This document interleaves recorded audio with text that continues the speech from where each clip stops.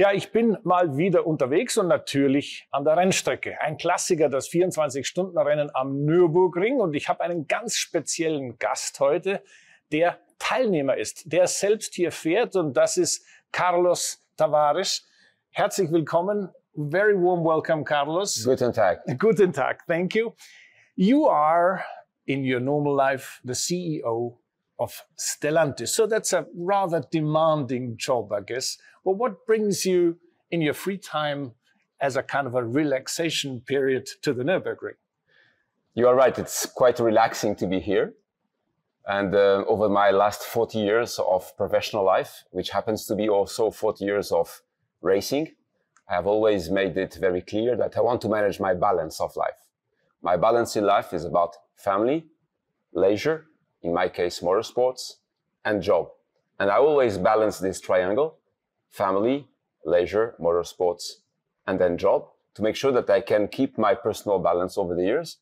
This is what I've been doing for the last 41 years, because I'm racing for 41 years now, non-stop. And I'm so happy to be here in the Nürburgring, because this is the fantastic track that everybody knows. Yeah, I mean, let's talk about the Nürburgring. Obviously, it's not the first time for you here. What are the specifics that you particularly like on this track? What I love on this track is it's a 3D track. 3D. You know, it's not just flat; it's all over the place. So that's very demanding because you have to master all the movements of the car on 3D, not only on 2D. That's very specific. It's very narrow, and as you know, some parts are quite bumpy. So again, you need to manage the dynamics of the suspensions, high-speed corners with some bumps, so you cannot brake on those bumps, obviously. So it's so demanding and it's long, so it takes a lot of time to know all the details. So you have the sense that you can learn every time. Every time you come, you learn something more. If it's not the bump, it's that the tarmac has changed a little bit, or you are under the tree, so it's a little bit more slippery. So there is always something to learn, and for a motorsports addict like me, I love to progress. I love to try to push the limits and to learn something more. So that's why I think this track is just the most demanding track in the world by far from everything I know. And it's thrilling. I mean, you can always improve yourself on this track. That's the challenge. You have to improve yourself. I always found it's very, very difficult to actually find the right level of entry when you start running again. Because usually you say, I know my way around, I can go fast. No. Take it easy. Have a lot of, I'm in awe of this track. Although I have lap record and everything. Every time I go around, I'm careful. Do you feel the same things? Absolutely. It's a track that demands a lot of humility. You have to be very, very humble. Mm-hmm. You cannot overdrive the track. The track is controlling you, in fact, because as soon as you put one wheel off, you are on the rails anyway. So you are absolutely right. That's how I feel. We have to be humble. And I used to say that the good lap times, they come naturally. If you are focused and precise, the lap times will come. You don't have to push and overdrive to get times. You just have to be precise, rigorous. And as you said, you have to be humble because the king is the track. It's not the car or the driver, it's the track. Respect the track first. Yeah. Well, you get, as far as I'm concerned, 10 out of 10 points on understanding this circuit. Very well done. We'll see. We'll see after the 24 hours. Yeah. So how did practice go? Everything okay? Car runs well? You're happy? Yeah, in fact, we didn't practice so much because we want to protect the car. Mm-hmm. So we try to drive what we need to drive to have the lap times to be qualified on the grid, and then we protect the car. We try, in our 4 drivers team, we try to run for the car, not for ourselves. There is no ego competition inside of the team. We try to be levelized against each other, so similar lap times so that the car is always running smoothly. And we don't run too much on the qualifying so that we protect the car, the transmissions, the gearbox, the engine, everything, so that the car is as fresh as possible for the start of the race. So we did our 3 or 4 laps, each of us, and that's it. Okay, and I was racing also on the classic race to keep myself on the track and understand the grip and how the track is evolving. So that's the better training. What car did you run on the classic race? A Lancia Monte Carlo. Oh, fantastic. But we broke a hose, a pipe on the cooling system of the engine. So I had to stop after 2 hours because no more water on the radiator. Okay, well, it's better no more water than no more engine. Yes, so it's better to I think we could protect the engine at the end of the day. Okay, very good. So now let's talk about motor racing. I mean, obviously, from your point of view in the motor industry, motor racing is something that is happening in Stellantis in very different ways. Was there always a concept behind it, or was it kind of okay, now I got it all in one bag, and now let's try to get some order in it? I think there is a concept. First of all, we have to protect the company from the fact that the CEO is addict of motorsports. That's for me is very important. Yeah, I understand. We are not in motorsports because the CEO is absolutely nuts about motorsports. We are in motorsports because we believe it is a very efficient marketing tool. And it's the best way to protect motorsports, is to keep it that way. Keep motorsports an excellent marketing tool. Because all the brand CEOs, they have to make decisions on where they put their marketing dollars, on TV, on newspapers, on motorsports, on motor shows, or any other automotive-related event. So they have to make arbitrations. They have to decide, I put my money here, I put my money there, because the total amount of money is capped by me. So they have their pot of money for each of their brands. So when they make these arbitrations, they need to select the media on the basis of the efficiency of the media. What is the return for the amount of money that you put on this program, on this program, or this program? So it's very important that if we are really passionate about motorsports, that we understand that motorsport is a marketing tool compared to TV or newspapers or digital campaign or motor shows or whatever you want to imagine. And that's the reason why we need to take care of the viewers, the spectators, the fans, so that we can have this impact that is going to give a good sense to the investment we are doing. So we have a way to calculate the return on investment for each media, including motorsports. So we know exactly why we should go in motorsports is because it's a more efficient media than any other media that we can compare to. And within motorsports, we can calculate the ranking of the different disciplines to see what is the most impactful. And we try to keep a very good rationale about the way we make decisions so that we are far away from the passion of the CEO. And we do it on the basis of what is the most efficient marketing tool. And let's make sure that motorsports keeps on being a very efficient marketing tool, which is the best way to attract the funding from the brand CEOs to be competing. That's how we see it. Well, absolutely. I couldn't agree more because, you're using the emotional element that is sleeping in every motor racing activity, but on a very analytic basis. So whatever you give has to come back, ideally double or 3 times or 10 times. Exactly. And that, I think, is the right approach in the future of motorsports. However, there are a few other issues around motorsports that you have to be careful of, which is the CO2, the emission, the sustainability. So what's the Stellantis plan on that subject? Because it is a few years ago, or couple of years ago, actually, it was a big danger for motorsport to actually survive in the future. So what is the strategy, the Stellantis strategy on that target? It's a very important point, and thank you for raising that point. I think we have two sides of the same issue that we need to look at. From one side is the event itself.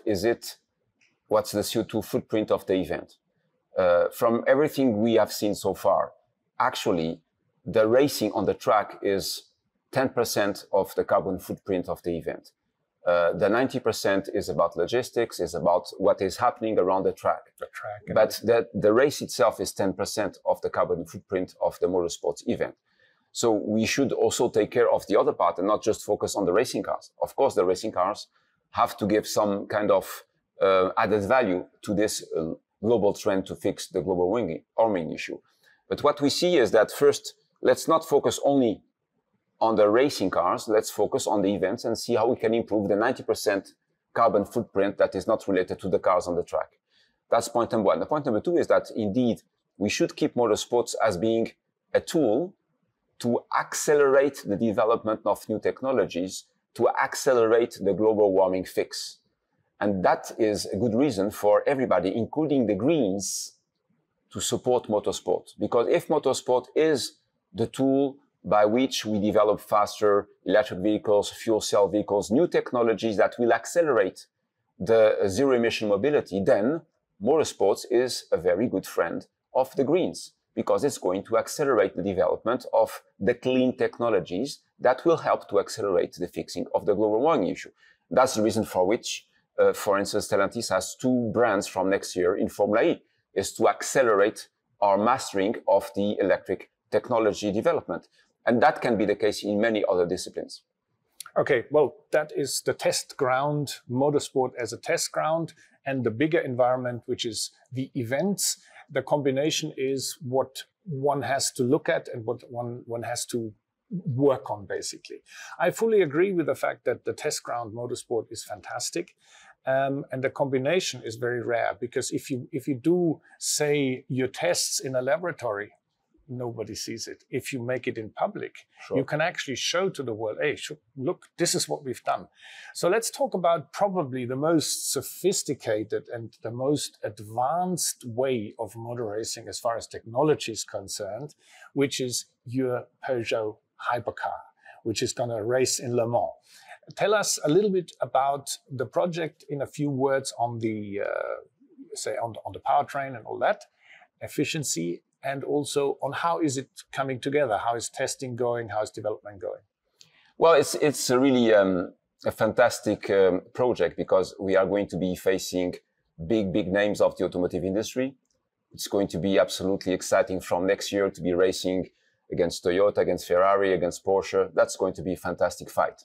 So for the fans and for the viewers, this is going to be exciting, I can tell you. The car is coming up quite fine. The instructions they have right now in the team is to brake it. So we're asking them to brake wherever they can brake, and make sure that you push the limits on durability and check that at the end of the day, the car is absolutely reliable. So right now they are making tests and tests and tests to try to brake the car. The drivers are very happy. The drivers are recognizing that the LMH is heavier than what most of them drive every day, which is LMP2. So they see the car is heavier, but it's very responsive to the setup changes. So the drivers seem to be quite happy with the fact that they are able to tune up the car in the direction where they feel comfortable and efficient in driving the car. So that's good. Well, of course, as always, we have had a few issues that we are now fixing. And we are very happy to bring the sophistication of the hybrid technology and the energy monitoring system, which is quite demanding. Of course, as always, and this is one of the limits of the WEC Championship, there are a little bit too many discussions on the background for the regulations and for the BOP and all of that. So I hope and trust that the regulators will keep that negotiation under control, because we want to see it on the track, not in the meeting rooms. But so far it's going well. I'm so happy that the drivers are feeling that the car is responsive to the setup changes. I think that's very important for their personal comfort in the way they drive on the limits. And so far we are pushing to the limits to break everything we can break. And we'll be racing this year in 22 to prepare for 23, of course. Very good. So that was WEC, World Endurance Championship. What about the Formula One World Championship with Alfa Romeo? You're doing exceptionally successful with Valtteri and Guangzhou with the Sauber team. So tell us a little bit about the future of it, because, you know, it came together as a kind of an idea, but I get the impression it's kind of coming closer and closer together between Alfa Romeo, a Stellantis brand, and the Sauber Formula One team to be one piece of Alfa Romeo in the World Championship. What are the plans there? I'm so happy that you feel that way, because this is exactly what I feel also. What we see is that the Alfa Romeo brand has a fantastic history. I was Alfa Romeo works driver 7 years. Yes. With what car? 155 in DTM. Fantastic. In DTM. ITC car, yeah. Great, fantastic. It was a good time, yeah. A little bit I have the heart. Okay, so keep it that way.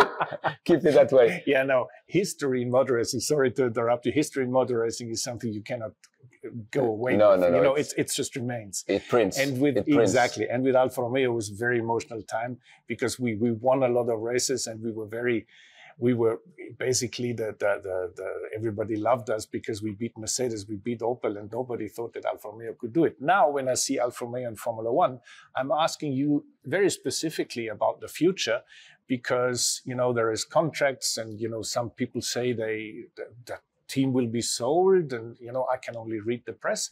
So what are your plans on it? Because you reached already a very good level, and how are you going to continue with it? It's quite simple in our mind. First of all, when we created Stellantis in January 2021, Alfa Romeo was a loss-making brand in the business. So the first priority was to fix the business model and bring Alfa Romeo to a profitable brand, and then to accelerate on the electrification of the brand. If not, the brand will disappear in the current context. This has been done in 21 and right now in 22 as we speak. The Alfa Romeo business is now a profitable one, thanks to the great leadership of our brand CEO, Jean-Philippe Imparato. And as it is profitable, now everybody sees the rebound of Alfa Romeo. And we have, as you know, a very clear product strategy at Stellantis is, I am giving my brand CEOs 10 years of commitment on funding.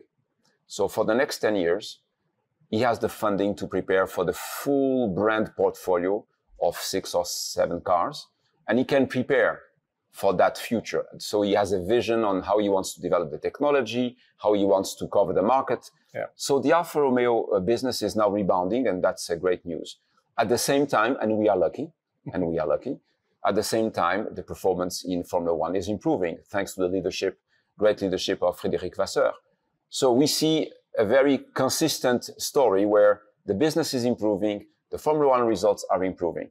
So we will continue in Formula One as long as it makes business sense, because we love Formula One. It's, as you said, it's the pinnacle of motor racing. And I must say that since Valtteri Bottas came to the Formula One team, we changed gears. Yeah, it's a different world suddenly. Yeah. We changed gears. Now we can compete for P5, P6. Before we were at P12 or P13. So now we are coming closer to the top of the middle of the pack, but not yet at the podium, of course. So how do we enter the top 6 club regularly is, of course, the challenge. So we'll keep on working. Of course, the change in regulations was helpful because it levelized the starting point of everybody. And we expect the cost cap to give a chance to mid-size teams, because if we don't have the cost cap, then we need to have BOP, and we don't want BOP in Formula One. No, I agree. I fully agree. So if we don't want BOP in Formula One, we need to go on the cost cap so that the guys from the middle of the pack can move to the podium, and not always the guys who have twice the budget of the other guys. So if we want really to be sports-driven and avoid BOP, the cost cap is an excellent direction, and I would like to support that. That's what I told the people from the organization, is that this is the right direction. We are committed. Of course, big moves like the one you mentioned about the team being sold to somebody else could happen. I'm not fearful of that, because the relationships we have with the Sauber team are excellent, and they know we are committed, and the communication is fluid. It's not a bureaucracy. They talk to us and we talk to them directly. So it's very fluid, very team-oriented, very sports-oriented. So far, let's let them do the job and see up to which point they can go. But I'm quite pleased with the progress that they have achieved on the first half of this year. Again, that's the money you're spending, you get back in a Yes. much bigger scale. And the return on investment is very good so far. Well, that's good. So now let's talk about Formula E. I'm following Formula E since the very first race in Beijing 8 seasons ago or 7 seasons ago. I like it. I think it's fantastic. It is a very, very good way to improve and to show to the general public what a battery electric vehicle can do. And yet again, I am a motor racing addict for different reasons. However, I'm very, very happy to see that Formula E is a platform that has developed to make people understand that it is not just a golf cart, a battery-driven electric vehicle. It is a very proper, very sexy car. So you have, with Maserati and with Techeetah, you have 2 teams. What are your plans? How are you going to position them? Because it's 2 very different brands and two very different teams, obviously. Sure. First, indeed, as you know, DS Automobile is playing the role of the French premium brand of Stellantis. Yeah. And it has been quite successful so far in terms of business. And the DS Automobile team has won the World Championship already twice, which is good. They are very competitive. And of course, we are going to use part of this knowledge to support the fact that we bring our unique luxury brand, which is Maserati, from next year. So DS Automobile is the unique French premium brand of Stellantis, and Maserati is the unique luxury brand of Stellantis. So both will be using the same knowledge, the same expertise that led DS Automobile to win twice the World Championship. So that's a synergy that is offered by the merger between FCA and PSA with Stellantis. Mm-hmm. Now we can bring to Maserati a good way to be competitive.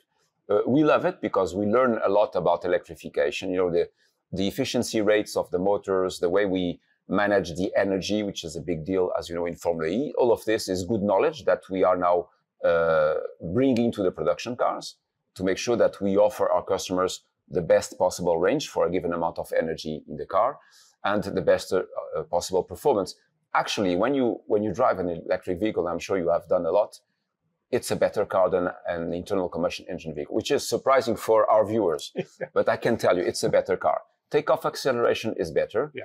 Height of the center of gravity is much lower, so the car corners better. Mm-hmm. And the smooth of ride is much better than an ICE. So at the end of the day, it's a better car. No discussion on that. The problem is that when all the cars will be electrified, on average, each of those cars will be between 300 and 500 kilograms heavier, which means 300 to 500 kilograms more raw materials. And then the question is, where are those raw materials coming from? So the real question after we electrified all the mobility devices is, where are those 500 additional kilograms per car coming from in terms of raw materials? And I think that's going to be the big story. Of course, before that, you'll have the story of the energy. Do you produce enough clean energy to charge the batteries? That's also going to be a story. And then, of course, the specific materials of the chemistries. So I think it's a great direction that will soon lead to how do we make the electric vehicles lighter, which has been, as we both know, motor racing. Motor racing, eh? Here we go again. Here we go again. So there is good opportunity for motor racing to lead the way and show the way from a technology standpoint. Well, that's very good. So one last question I have to ask you. You know, we just had a look at the BMW E30 M3, which was a DTM car, and it was a car that was raced on the 24-hour race where we are at the moment, as well as the short distance races in DTM. So is there any chance any brand within the Stellantis family could go DTM racing in the near future with a GT3 car?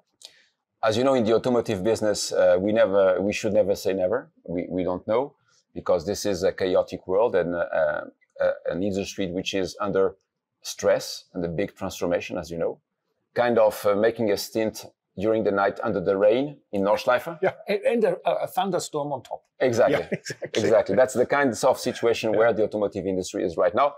Many political leaders do not understand that. They don't understand the stress under which the automotive industry is, and they should understand it because it's a big part of the wealth creation of our countries. But that's where we are with the automotive industry. Actually, we are already racing in Germany with a very specific one-make championship with the Corsa E in rally with ADAC. And we are happy with that. We have a very sophisticated way of charging all the cars at the same time. So it's perfectly levelized in terms of giving a chance to each of them. It's working well. And we are happy with the developments and what we are learning to make this Corsa E a better rally car. It's reasonably affordable. And we are in that direction right now. And I think we will continue for some time in that direction. Then DTM, I don't know what DTM will become with the GT3 regulations or those cars. But we should never say never for one simple reason, is that number one, we love the Opel brand. And number two, it's the unique German brand of Stellantis. So we will take care of it. Thank you very much. You're welcome. That was a very nice, famous last words, basically. I wish you all the very best over the weekend. You have, it's time for the warm-up now. So you will do a reconnaissance lap or something to get used to it again. Und ich kann nur sagen, herzlichen Dank fürs Zuhören und einen Gast bei uns zu haben, der derartig pro Motorsport ist, aber der gleichzeitig auch, ich sage mal, nüchtern und analytisch genug ist, das umzusetzen in der wirklichen, echten Geschäftswelt. Das ist sehr selten und ich glaube, wir können uns auf viel schönen Stellantis Motorsport freuen. Dankeschön.